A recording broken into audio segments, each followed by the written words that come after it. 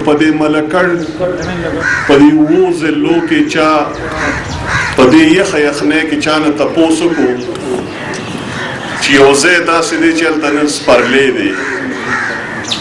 نو څوک په یقینونه کې ځکه چې خزان دي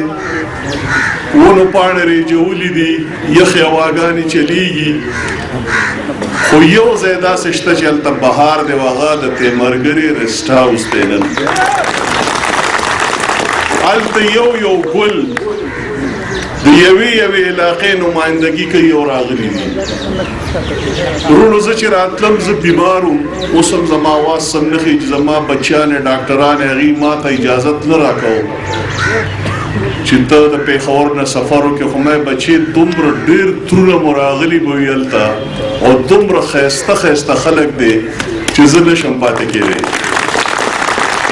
تقریر کول نه غواړم د تقریر لپاره د تقریر حق هغه مشر ته دی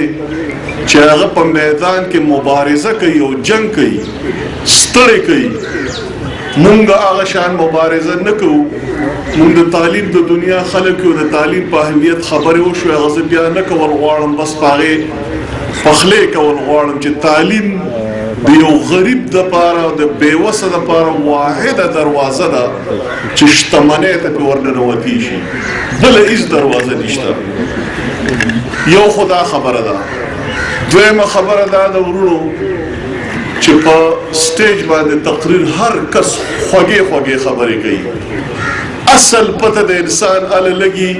چې په کور او چنګ ګاونډ کې د هغه رویه څه ده مونږ ورونو د یو بل سره مینه هغه نه ده چې څومره پکار ده د دې قبیلې ټولو وګړو ته زه دا وایم چې ګوره پیسه خرج کې کمیږي خوراک چې کوي کمیږي هر شی په دې دنیا کې کمیږي دوه داسې عجیبه څیزونه دي چې هغه څومره خرج کې نو سیوا کېږي هغه یوه مینه ده او بل احترام دی ورونو پیسې پې نه لګي مینه چاله ورکولو باندې چا پیسې خرج کېږي احترام چاله ورکولو باندې چا پیسې خرج کېږي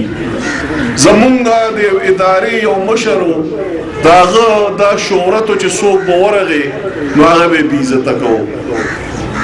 نو چې څوک به د دفتر نه راووتل نو یو ځل زه هغه دفتر ته ورننوتم یو افسر راووتو ما ته یې ویل مه ورځه بېعزته کول کوي نو ما تا د هغه نه څه تمه کې وایي زه ترې تمه د احترام کوم مې د هغه جولۍ خالي ده د احترام نه نو ته ترې څه غواړې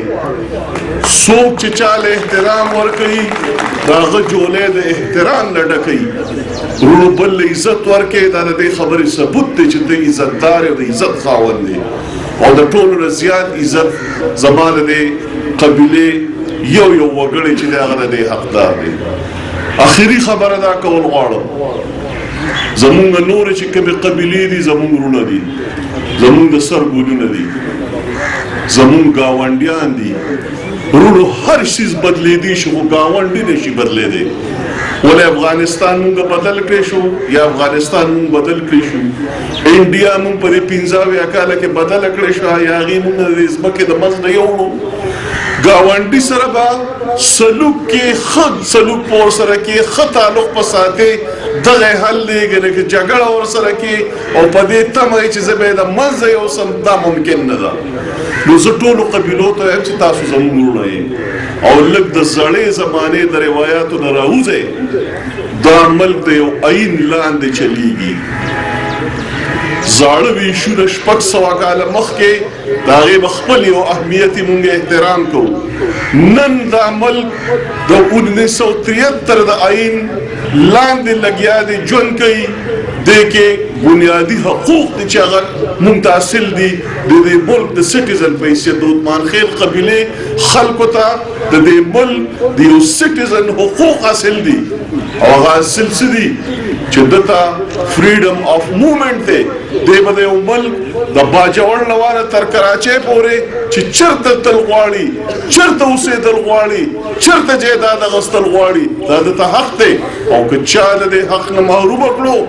نو د دې ملک عدالتي نظام د دې ملک هاي کورټس د دې ملک سپریم کورټ په هغې تپوس کوي نو ورونو راځئ چې نن د نوي دور خبرې وکړو راځي چې نن د بنیادي حقوقو خبرې وکړو او راځي چې یو بل سره وګپوګا یو ځای د ورولې د جون تیرولو کار وکړو. دا یو پیغام دی زما. زه د بیر لور تنظیم ته سلام کوم. هغه دومره خسته پروګرام جوړ کړو او دا آسان کار نه دی رونو. د 2 میاشتو نه زه د غوايم چې دا ملګری منډه وهي په کلیو په کوڅو کې ګرځي وسایل راټولي او نن دا پروګرام لا جوړ کړو. زه مرکزی قیادت ته دا تجویز ورکوم چې دا قسمه پروګرامونه د په هر ضلع کې وشي. تاسو د ټولو ډېر زیاته مننه. والسلام.